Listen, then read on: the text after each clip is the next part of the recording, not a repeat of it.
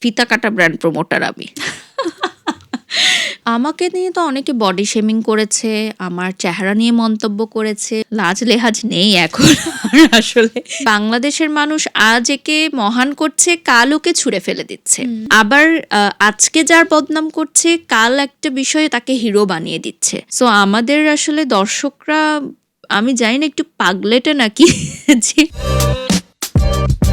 আমরা যখন কাজ শুরু করেছি এরকম ছিলাম যে মেকআপ রুমে সিনিয়রদের সামনে মোবাইল বেজে উঠলে তাড়াতাড়ি রিংটোনটা অফ করে দিতাম, যে ওরা মাইন্ড করলো কিনা বা সিনিয়র যারা আছে তারা রিংটোনের আওয়াজে আবার ডিস্টার্ব ফিল করলো কিনা। সো এখন তো ওগুলো নেই, লাজ লেহাজ নেই এখন আসলে।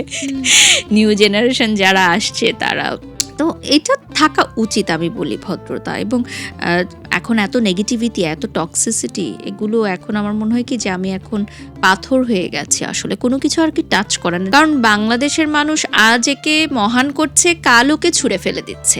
আবার আজকে যার বদনাম করছে, কাল একটা বিষয়ে তাকে হিরো বানিয়ে দিচ্ছে। সো আমাদের আসলে দর্শকরা, আমি জানি না একটু পাগলেটে নাকি যে আমি আসলে জানি না তারা কাকে কখন পছন্দ করে, কাকে কখন তারা বর্জন করে। আই ডোন্ট নো যে এখানে আমরা এত টক্সিসিটি নিয়ে এখনো যে কাজ করতে পারছি, এটা আমাদেরকে সেলুট দেওয়া উচিত আসলেই। যেমন আমার ফ্যামিলির অনেকে বলে যে তুমি এত নেগেটিভিটি কিভাবে সহ্য করো, বা তুমি এত কুল হেডেড কিভাবে থাকো, মানে কি করো তুমি যে এত কুল হেডেড থাকো। সো আমি তখন বলি যে এত বছর কাজ করছি, এত কন্ট্রোভার্সি, এত নেগেটিভিটি দেখেছি, বা যখন ছোট ছিলাম অন্য আর্টিস্টদেরটাও দেখেছি কিভাবে তারা চড়াই উতরাই পার করেছে। সো এখন আসলে এগুলো গায়ে মাখাই না। আমাকে নিয়ে তো অনেকে বডি শেমিং করেছে, আমার চেহারা নিয়ে মন্তব্য করেছে, সেটা খুবই কুরুচিপূর্ণ। আমার কাজ নিয়ে কেউ কোনো মন্তব্য এখন পর্যন্ত করতে পারেনি, এটা আমার একটা সাকসেসের জায়গা, যে কাজটা আমি একদম পারফেক্টলি করছি, যেটা আসলে আমার কাজ, আমার ক্যামেরার সামনে যেটুকু কাজ সেটা আমি প্রপার অ্যান্ড পারফেক্টলি করছি, এবং সেটার জন্য আমাকে সবাই অ্যাপ্রিশিয়েট করে। ইনফ্যাক্ট আমার হেটার্সটাও বলে যে আপু আপনি অনেক ভালো কাজ করেন।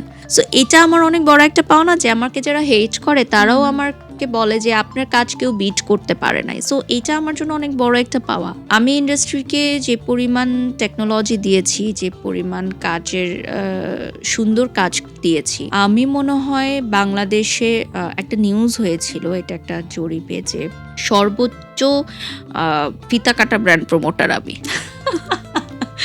মানে এটা একটু মজা করে বললাম, এটা অডিয়েন্সটা বলে, মানে যারা জেলাস ফিল করে বুঝছো, তারা বলে যে সর্বোচ্চ ফিতা কাটা নায়িকা, বা বলে না যেমন অপু বিশ্বাসকে বলে না ফিতা কাটা নায়িকা। তো ফিতা কেটে দেখাও না তোমরা, কয়টা পারবা?